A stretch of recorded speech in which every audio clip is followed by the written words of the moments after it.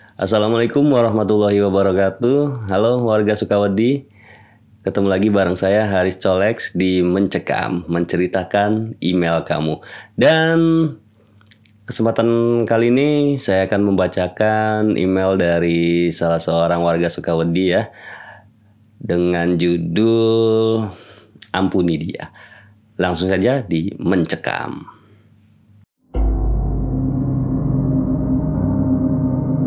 Do you see what I see? Exclusive on Spotify. Download Anchor untuk bikin podcastmu gratis.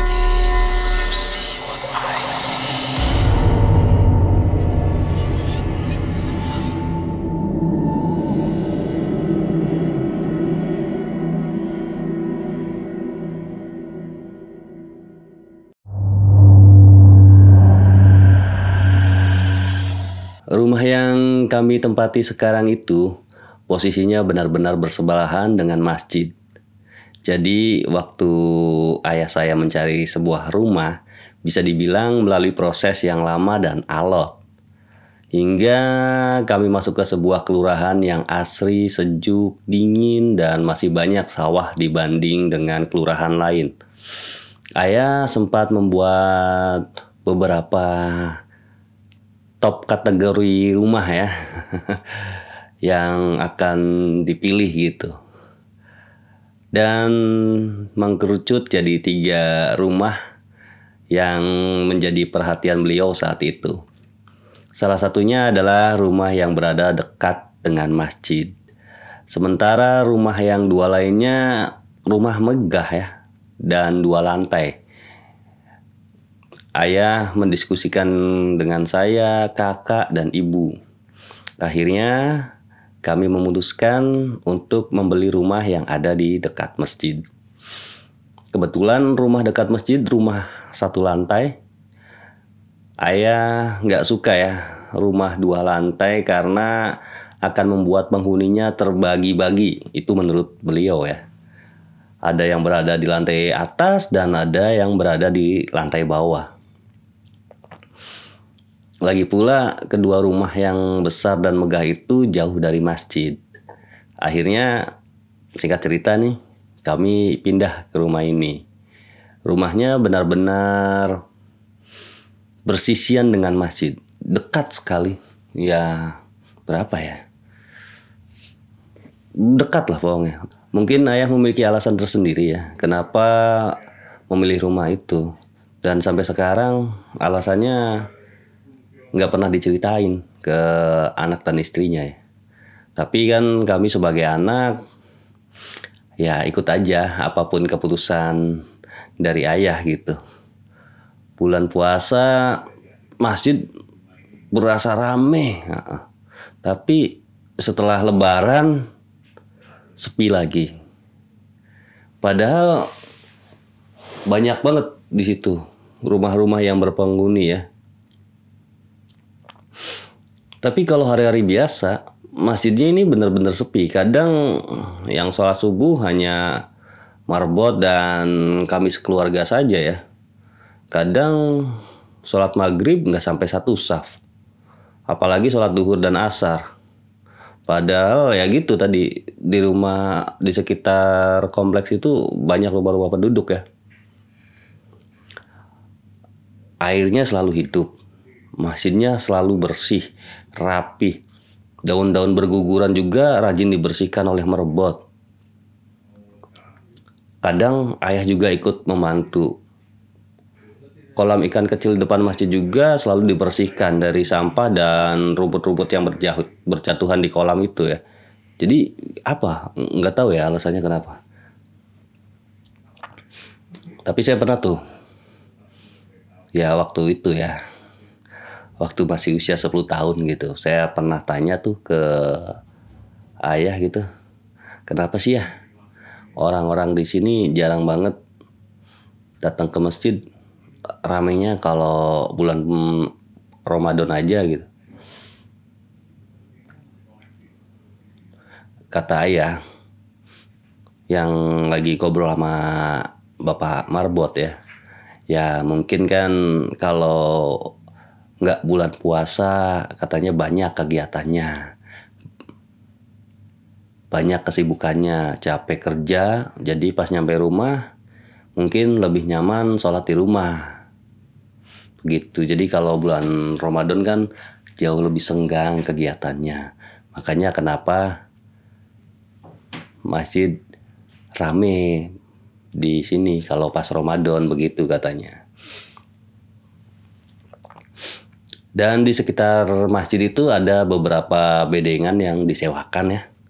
Penghuninya sering banget ganti-ganti ya. Dan nggak setiap penghuni kami tuh hafal orang-orangnya. Tapi kalau sering ke masjid, kami pasti tahu gitu. Ada seseorang bapak yang baru pindah di bedengan itu.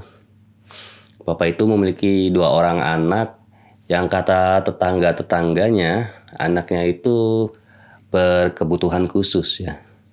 Katakanlah si bapak ini namanya Hussein. Pak Hussein ini memiliki 2 orang anak ya.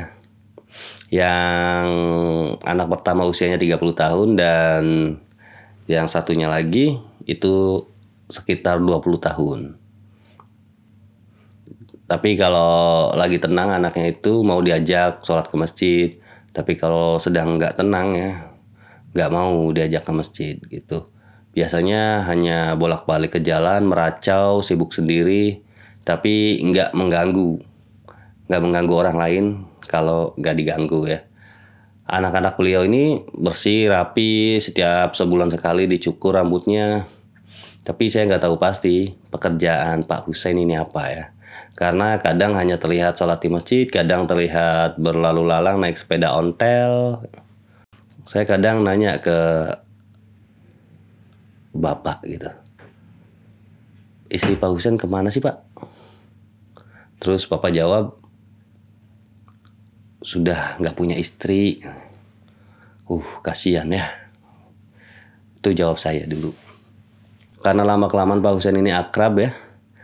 Sering sekali sholat di masjid dengan keluarga kami dan keluarganya Pak Merbot juga dekat ya. Jadi kami kerap mengirimkan makanan untuk beliau dan anak-anak beliau. Pada suatu waktu Pak Hussein ini nampak terlihat capek dan lelah. Lalu saya tanya tuh kepada beliau, kenapa Pak? Capek banget kelihatannya. Pak Hussein jawab, iya, anak saya lagi sakit. Saya ini lagi kerja, terus cari kerjaan sana sini. Saya tadi habis merumput di sana. Pak Hussein nunjuk ke rumah orang kaya gitu. Tapi cuma dikasih segini, sambil menunjukkan uang sebesar Rp8.000. Waktu itu saya langsung sedih tuh. Langsung datang ke bapak gitu kan. Saya masuk ke rumah bilang ke bapak, Pak, Bu, sepertinya Pak Hussein lapar. Habis dari ngarit di rumah besar itu, tapi cuma dikasih uang Rp8.000. Oh gitu, yaudah suruh sini aja, ajak makan. Jadi hari itu bapak sama ibu menjamu Pak Hussein makan, lalu membawakan rantang untuk anak-anak Pak Hussein, walau dengan lauk seadanya ya. Tapi beliau ini sumringah wajahnya ya. Ketika pulang sekolah sore hari, kadang saya menemukan Pak Hussein membantu mengupas pisang di penjual gorengan yang ada di persimpangan jalan dekat pasar. Saya nyapa gitu kan ya, dan tanya gitu, Pak Hussein kerja di sini? Ya Pak Hussein cuma senyum gitu, lalu bilang hati-hati pulangnya, insya Allah nanti bapak maghriban di masjid. Ya pria tua itu selalu saja membuat hati saya teriris, nggak tahu kenapa ya, saya sedih banget gitu. Semua baik-baik saja sampai beberapa bulan. Kejadian ini mungkin di sekitar bulan Syawal ya, setelah Lebaran gitu. Waktu itu bapak sama ibu masih mudik di kampung. Jadi cuma saya tinggal sendirian di rumah. Saya nggak ikut mudik karena ada beberapa urusan sekolah. Masjid ramai di bulan Ramadan seperti biasa sampai Lebaran gitu ya. Tapi kemudian kembali sepi seperti biasa gitu. Seperti hari-hari yang lain. Bapak Ibu belum pulang bahkan sampai 1 minggu setelah Lebaran. Kejadian yang gak mengenakan itu dimulai di sebuah malam. Waktu itu mungkin jam 2 malam. Di depan rumah ada ribut-ribut, rame banget. Sebenarnya saya sedih ya untuk menceritakan ini. Tapi mungkin ketika orang-orang mendengar cerita ini, saya harap kejadian ini nggak terulang lagi. Entah di kota A, kota B, kota C, pokoknya di mana-mana. Di tempat teman-teman gitu, tempat warga Sukawedi itu, pokoknya jangan sampai hal ini terjadi lagi gitu. Malam itu saya benar-benar panik ya, karena dengar ribut-ribut di luar, rame banget pokoknya. Saya ngintip dari jendela gitu, pokoknya banyak banget orang berkerumun, kayak lagi mengerumuni sesuatu gitu. Saya lihat jam, sekitar jam 2 malam. Saya heran kenapa pintu masjid terbuka dan Pak Marbot juga ada di sana gitu ya. Seperti berada di tengah-tengah dan lagi melerai gitu, berusaha melerai, memisahkan. Dan beberapa orang seperti membawa sesuatu. Ada yang membawa kayu, dan ada juga yang terlihat membawa seperti jirigen gitu. Saya membuka pintu ya, karena penasaran, awalnya penasaran ada apa, buka pintu, terus langsung lari ke kerumunan, dan di situ saya melihat ada nyala api gitu. Di tengah kobaran api itu nggak ada satu orang pun yang berani mendekat. Pak Marbot ngambil ember, berlarian ke masjid. Terus pas ngeliat saya, "Dek, tolong dek, dek tolong ambil dek." Saya panik, kaget, tapi mau gimana ya, tetap kaget, panik juga tetap ngikutin instruksinya Pak Marbot gitu. Membawa air, menuju ke kerumunan gitu kan. Datang ke kerumunan itu. Lalu refleks saya menyiramkan air ke sesuatu yang terbakar tadi. Dan ternyata yang terbakar itu adalah Pak Hussein. Rasanya, perasaan hati saya ini nggak bisa dijelaskan lagi gitu, Boy. Saya marah, ngamuk, ngemparin ember itu gitu ke orang-orang yang ada di sekitar situ dan berteriak, pokoknya teriak karena marah gitu kan. "Kalian semua gila, jahat, iblis, bukan manusia kalian semua." Rasanya kalau saya punya kekuatan, saya pengen tuh rasanya menombak atau apalah gitu, melakukan sesuatu dengan kekuatan saya kepada orang-orang tadi gitu, yang berbuat seperti itu ke Pak Hussein gitu. Dan ada yang bilang gini, "Jangan dibelain dek." Terus saya tanya kan, "Lah, emangnya Pak Hussein ngapain sampai dibakar kayak gini?" Saya tanya tuh dengan sedikit agak-agak emosi gitu kan. Saya masih berusaha gitu kan menumpukan baju yang saya buka ke badan Pak Hussein yang terbakar gitu. Saya benar-benar panik, pokoknya saya lakukan apapun yang saya bisa lakukan. Pokoknya yang penting api di badan Pak Hussein itu padam gitu kan.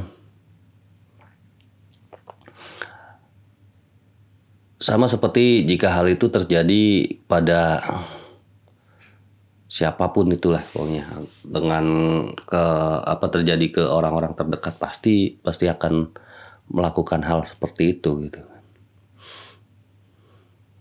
Saya balik tanya kan, "Emang kenapa? Jawab." Saya berteriak-teriak seperti orang gila di tengah malam ya. Dan beberapa warga ada yang terdiam dan beberapa lagi masih main hakim sendiri.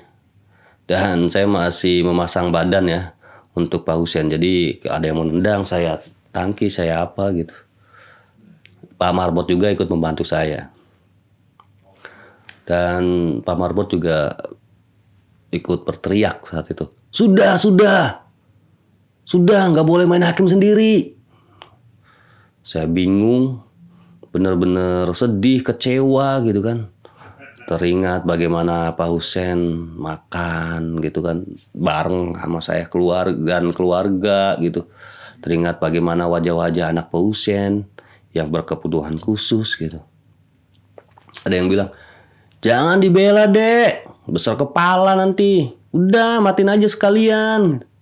Saya kesel denger kayak gitu kan, jadi refleks saya jawab, udah sini kamu aja yang saya matiin. Orang maling dibela-belain, maling kotak amal itu, ada tuh teriak seseorang yang di kerumunan itu gitu. Dia itu pura-pura alim, pura-pura sholat. Lihat aja itu di genggaman tangannya ada uang 20.000. Dalam hati, ya Allah, 20.000, cuma 20.000. Saya bilang, saya bukan Tuhan. Udah, biarin. Kalau memang Pak Husein bersalah, ya udah biarin. Kita bisa memberikan hukuman. Ya, tapi kan nggak pakai cara yang kayak gini. Lagi pula, mereka juga kan nggak tahu apa-apa gitu, nggak tahu alasannya kenapa Pak Husein melakukan itu gitu. Mereka kan nggak pernah tahu karena mereka cuma lihat dari satu sisi saja. Gitu. Ya, memang kesalahan itu kan bukan untuk dimaklumi ya. Tapi kan mereka yang kerja di pagi hari, bekerjanya pulang malam gitu, nggak pernah sholat di masjid, nggak pernah main ke tetangga gitu. Ya kan nggak tahu gitu kehidupan tetangga kayak gimana, kehidupan Pak Husein kayak gimana yang sebenarnya gitu.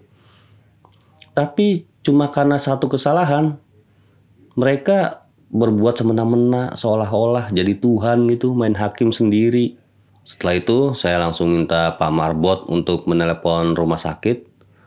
Ambulan datang, Pak Husein dibawa ke rumah sakit. Tapi mungkin Allah lebih sayang dan beliau meninggal 1 jam setelah dirawat di rumah sakit. Saya langsung mengabari bapak dan ibu, meminta untuk pulang secepatnya ya. Bapak sama ibu akhirnya bela-belain naik pesawat pulang. Saya ngadu bohongnya ke ibu dan bapak. Saya nangis sejadi-jadinya waktu itu. Saya bilang, udah Pak, Bu, saya nggak mau lagi tinggal di sini. Di sini banyak orang-orang jahat. Semenjak saat itu, sambil menunggu ayah mencari rumah baru, saya kerap main-main ke masjid. Sekitar jam 2 malam, setelah saya keluar dari tempat wudhu ya, saya sering banget melihat sekelebatan bayangan Pak Husein di sebelah saya. Kadang juga tercium aroma wewangian, bahkan panggilan-panggilan nama. Kadang juga tercium aroma wewangian, bahkan panggilan-panggilan yang memanggil nama saya. Maafin saya Pak Husein. Saya benar-benar kecewa pada diri saya yang terlambat menyelamatkan Pak Husein. Kalau saja saya langsung cepat keluar rumah ya, mungkin ini nggak terjadi. Ya, begitu saja ceritanya. Mohon maaf kalau nggak seram. Terima kasih. Ya, baik warga Sukawedi. Itu tadi mencekam, menceritakan email kamu. Dan tentunya untuk warga Sukawedi yang ingin ikut bercerita, bisa kirimkan saja dalam bentuk rekaman audio atau tulisan ke email podcast.ceritahoror@gmail.com. Jangan lupa di like, komen, dan share tentunya jika dirasa bermanfaat. Saya Haris Caleg pamit. Wassalamualaikum warahmatullahi wabarakatuh. Do you see what I see? Exclusive on Spotify. Download Anchor untuk bikin podcastmu gratis.